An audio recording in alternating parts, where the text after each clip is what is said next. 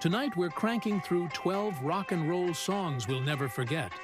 From the movie theater riot that lit the fuse to the riff that rewired reality. No repeats, no filler, just pure, immortal cuts. If the first note gives you chills, you're in the right place. Let's roll. 12 to 1.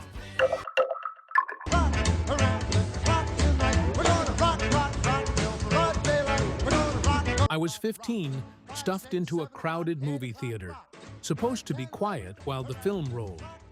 Then the lights dimmed, the projector clicked, and that opening guitar hit like a switch. The backbeat felt different, looser, louder, like the drummer was talking straight to my chest. Kids started tapping sneakers. Heads bobbed. We're gonna rock, rock, rock till broad daylight. We're gonna rock around the clock. Somebody yelled. An usher told us to sit down, but nobody really listened. Up to that night, music lived politely on the radio in our living rooms. This song, this jumpy, rolling thing, didn't ask permission. It stood up on the seat and shouted, "We can be wild!" I remember the exact second the crowd snapped. The bass walked up, the guitar chopped down, and the whole theater clapped in time like we had rehearsed it for weeks.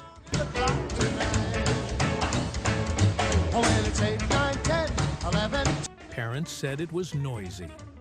Teachers called it a fad. But I watched the line between stage and audience vanish. The band didn't feel like grown-ups in suits. They felt like us, sweaty, excited, a little reckless. When the reel changed and the song faded, everyone looked around, embarrassed at what we'd become in those 2 minutes. Then we laughed, because it felt good.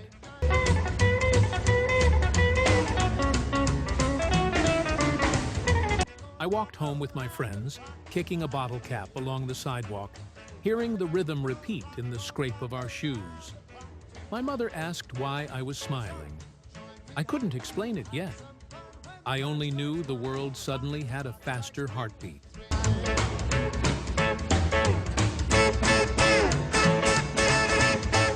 After that night, every dance felt louder, every summer hotter.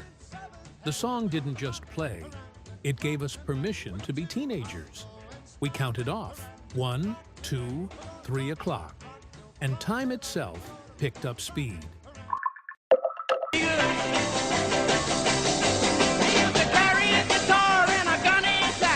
The first time I heard it, I was a kid with a broom for a guitar, standing in a kitchen that smelled like frying onions.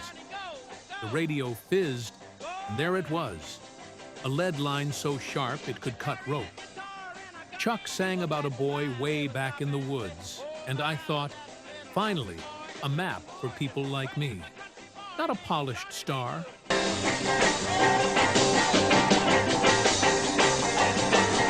A kid, a dream, a guitar ringing like a bell. I'd never seen a stage. I didn't own an amp. I had calluses from raking leaves, not from strings. But the song told me that skill and stubbornness could carry you further than a bus ticket. The words were simple, the story clear. Learn your licks, find your sound, and play until daylight peeks under the door.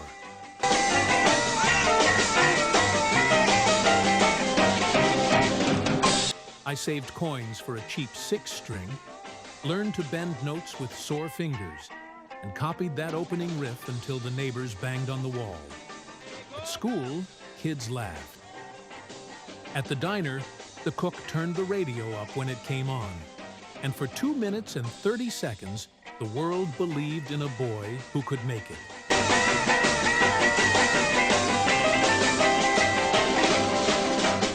Years later, when I finally stood on a tiny stage in a tiny bar, I closed my eyes and felt that same pulse from the kitchen radio. The room smelled like beer and raincoats, my hands shook, and the first note rang out. It wasn't magic.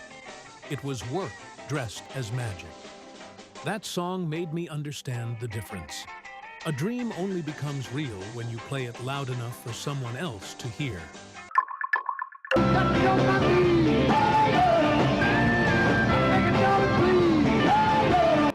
late-night studio, the kind with coffee rings on mixing desks and ashtrays filled like little volcanoes. The first half of Layla came down like a confession. Guitars clawing at the air, the vocal breaking just enough to bleed. You could feel the room tighten with every phrase, like we were listening to a heart argue with itself. The take finished, and the silence buzzed.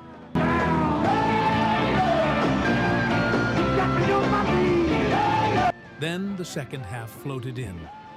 That piano coda, tender as a note passed in class. The room changed temperature. People stopped talking to stare at each other. It felt like walking out of a storm and realizing your clothes are soaked and you're still standing. I had come to the session for a routine job. Patch a cable here, hold a door there. Instead, I watched a song split itself in two. First the plea, then the piece.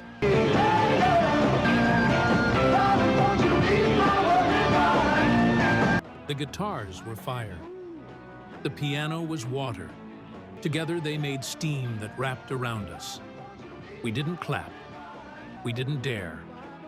When the playback rolled, it was worse. In the best way. You heard the ache in the bends, the weight in the chords, and the sudden forgiveness in that long, drifting outro.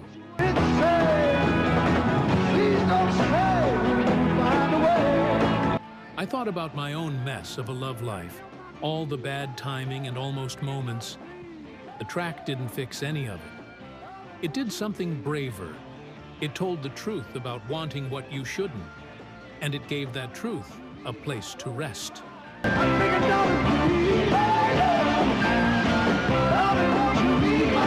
I went home at sunrise with the city still half asleep, the piano line following me down empty blocks.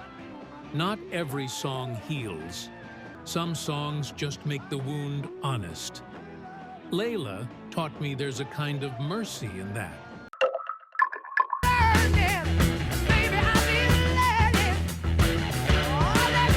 I first heard it in a record shop that never smiled. Dusty sleeves. A clerk who judged you by your shoes. The needle dropped, and a riff rolled out like a machine waking up angry. I felt it in my ribs before I understood it in my head. There are songs you admire. This one pins you to the wall.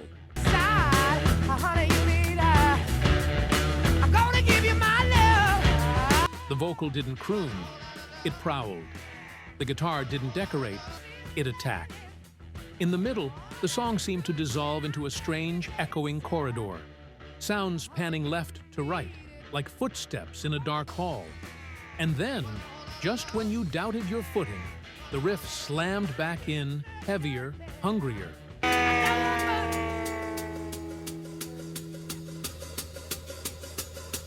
People pretend they don't jump at that part. They do. I had grown up on tidy chords and neat endings. This track was a thunderhead. It taught me distortion isn't dirt, it's color. It taught me space can be louder than noise. Most of all, it taught me that desire isn't a whisper, it's an engine.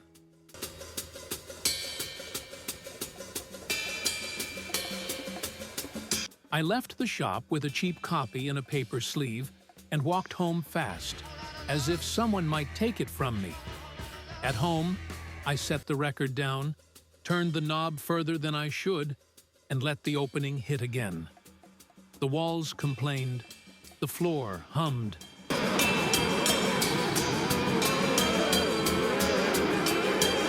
That night I understood why some bands stop being bands and become weather. Whole Lotta Love didn't just play through speakers. It rearranged the room. After it ended, I could still feel the riff, like a train passing 2 streets over. I didn't want quiet anymore. I wanted power I could hold in my hands. And for the first time, I believed sound alone could do that.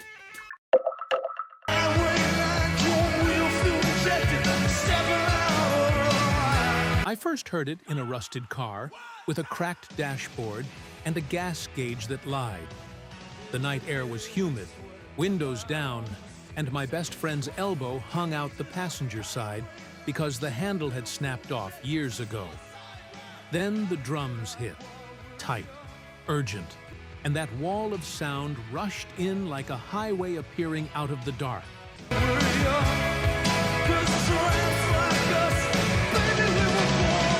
The song didn't ask who we were, it told us who we could be. We were broke kids in denim, but Springsteen made the road feel like a church where anyone could walk in. The saxophone didn't just sing, it lifted. The guitars didn't just strum, they pushed. Every detail felt like forward motion. White lines, street lights, the big idea that somewhere beyond the town line, life actually started.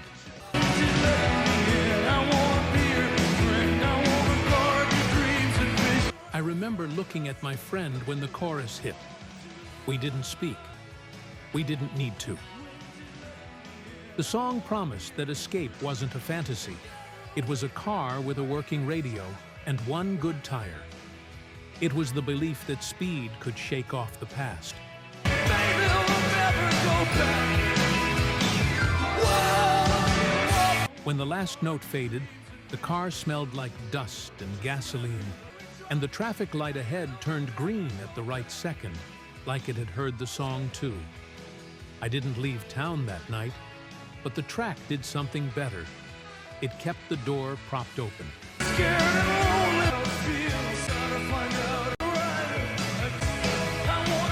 Even now, when I hear those opening beats, I can feel the wheel in my hands and that simple, dangerous hope.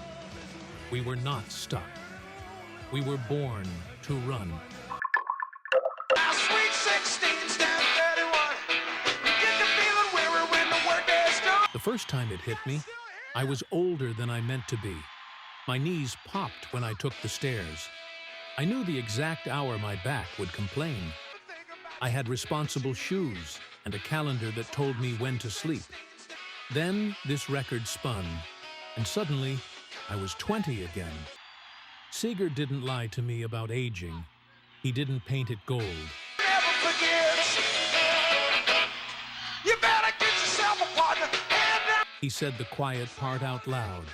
You get older, you get tired, you wonder if the spark you loved is now just a story you tell. And then the drums arrive with that familiar thump. The guitars roll in, and your body remembers what your brain forgot. I was at a backyard party, the kind with too many folding chairs and one long extension cord feeding a stubborn speaker. This is how you won't have to go too far. The bells will be ringing 'cause People were talking about mortgages and school fees, and then the riff came through like a friend who knows your real name. Feet started moving. Someone who swore they didn't dance got up and danced anyway. By the second chorus, I was clapping on the twos, and fours like muscle memory had moved back into the house.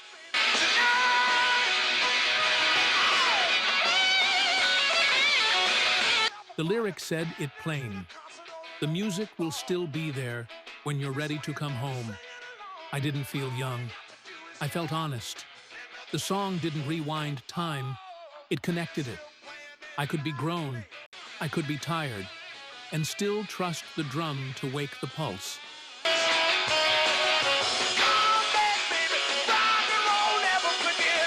That night, I left with grass stains on my shoes and the calm knowledge that the flame hadn't gone out. It had only settled. Rock and roll never forgot me. I had almost forgotten it.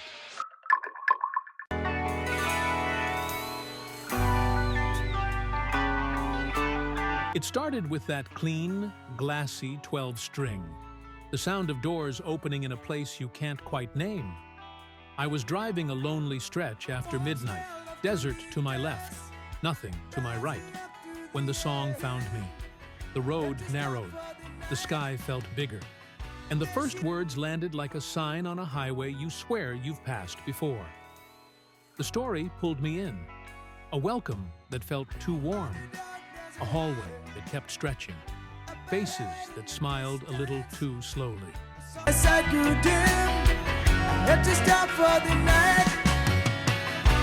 The harmonies were beautiful, but there was a bruise in them. Every verse made the picture clearer and stranger at the same time.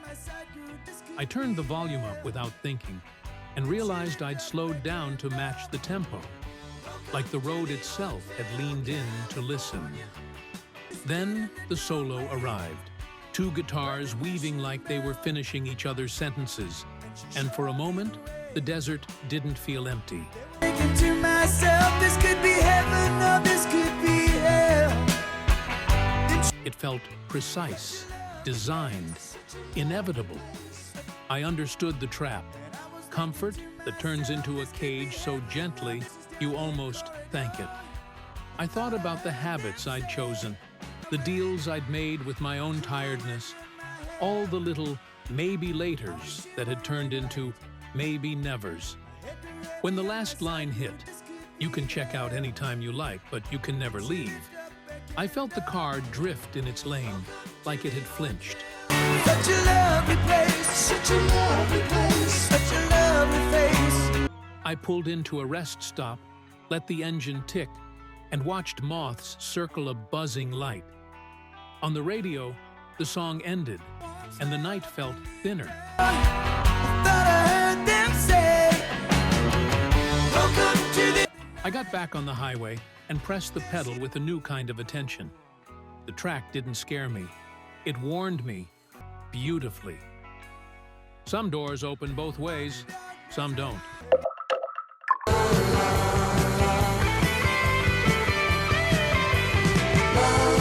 I heard it in a hospital parking lot, engine off, keys in my hand, afraid to walk inside. The opening riff floated out of the car next to me, just a few notes looping like a calm voice. I had always thought of rock as fire. This sounded like water. The vocal didn't rage, it reasoned. It spoke softly about a subject most songs sprint away from. The melody made a difficult truth feel less like a cliff and more like a shore.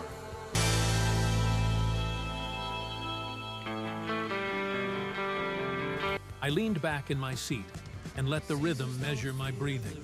Steady, steady, steady. When the chorus came, I expected darkness. Instead, I felt acceptance. Not the heavy kind, more like a hand on your shoulder. The guitar lines were clear, almost medicinal. It didn't demand courage, it offered perspective. One life, one circle, one chance to love without pretending the ending isn't part of the deal.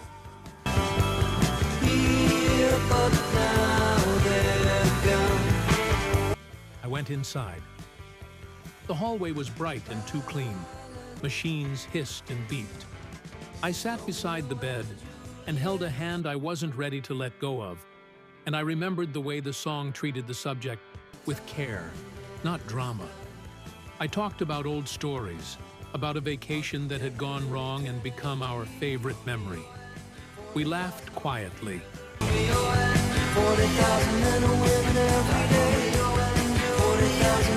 Later, when I walked back out under a tired moon, the riff returned in my mind like a lighthouse beam, turning, returning.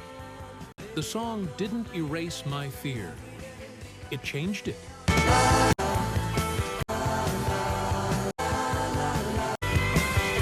It turned it into gratitude for the hours we still had, and for the music brave enough to say the thing we're all trying to say with our better moments. Don't fear it.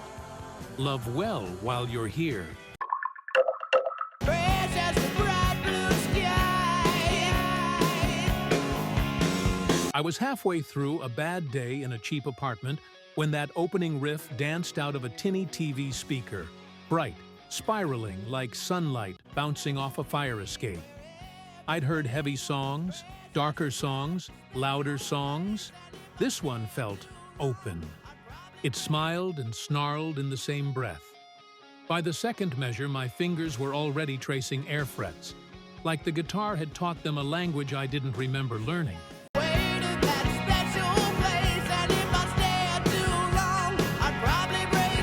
The verse felt like a city summer, heat shimmering off asphalt, little flashes of hope in every window.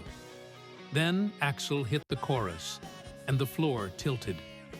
I thought about the first person who ever made me forget I was ordinary. The way love can make a loud room quiet. For a minute, I believed that tenderness and danger could live in the same house without burning it down.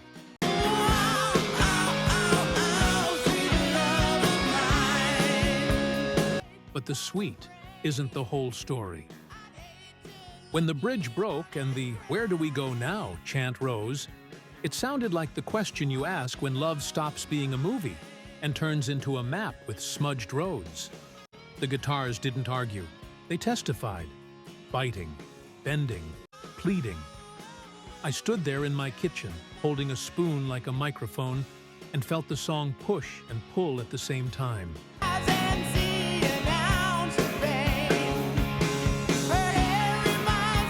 By the final chorus, my bad day had lost its teeth. I wasn't suddenly fixed. I was suddenly awake. That's what the track did for me. It showed that a power ballad can actually rock.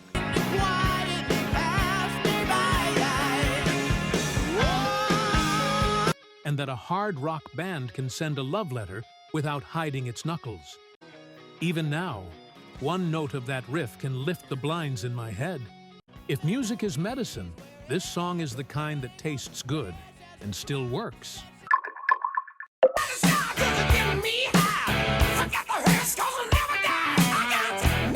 The first hit felt like somebody kicked the door off its hinges. No warm-up, no apology. Just the cleanest, meanest riff I'd ever heard. Chiseled from granite and wired to a live wire. I was in a garage, sweat and oil in the air, friends arguing over nothing that mattered. The speakers were cheap, but the sound came through like a verdict.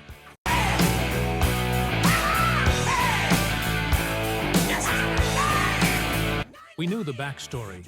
Bon Scott gone, the band grieving, the world watching. But the song didn't beg for sympathy. It grinned through the bruise. Brian Johnson came in with that sandpaper howl, and the room changed shape. Shoulders squared, heads snapped, and the tools on the workbench started buzzing in time. What struck me was how simple it was. Riff, space, punch, riff, space, punch. No clutter.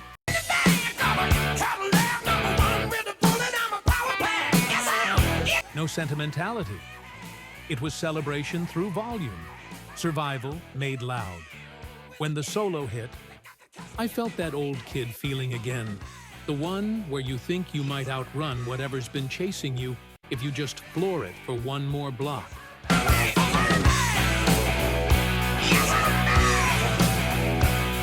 By the end, we weren't talking anymore. We were just nodding, like a jury that had seen enough. Back in Black taught me that grief can become fuel, that swagger can be honest, and that sometimes the bravest thing you can do is come back harder than anyone thought possible. The riff still lands like a hammer, and I still stand up straighter when it does.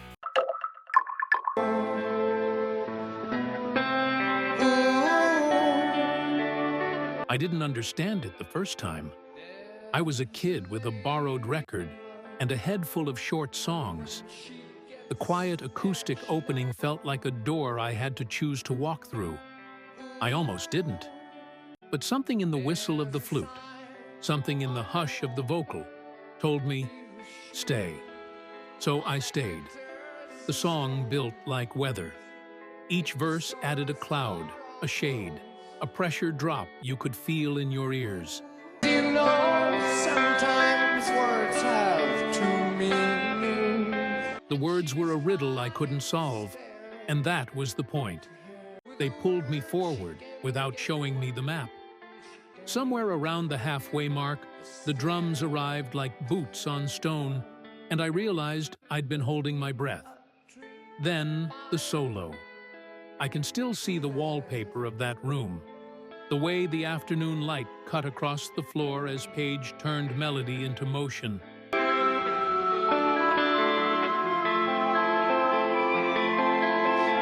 It wasn't just fast, it was right.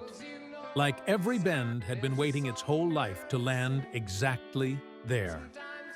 By the time Plant threw the final lines into the storm, I was convinced I'd gone somewhere without leaving the chair. There's a feeling I get When it ended, the silence felt too thin for a minute. I flipped the record and then flipped it back, wanting to feel the climb again. Stairway didn't teach me to love long songs. It taught me to trust a journey, start as a whisper, end as a gale, and carry the listener across a landscape they'll remember. Even now, when that opening picks begin, I know I'm about to travel.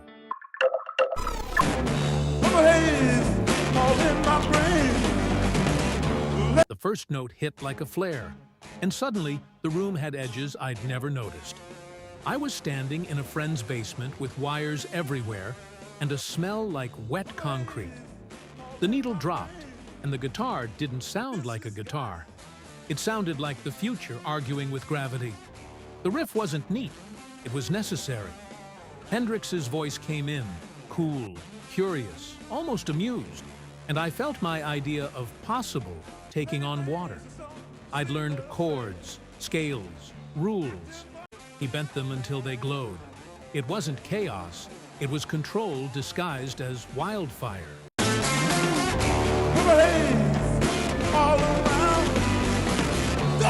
Halfway through, I realized I was holding my breath again.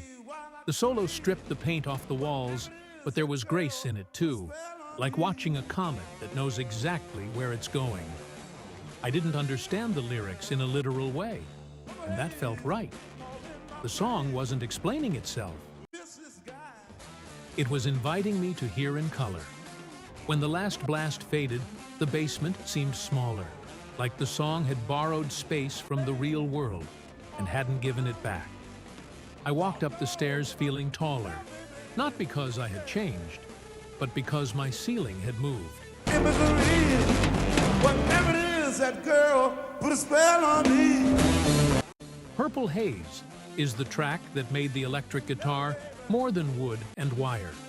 It made it a portal.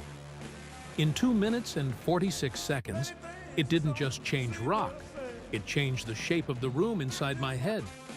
The journey doesn't end here, rock warrior. Watch this next.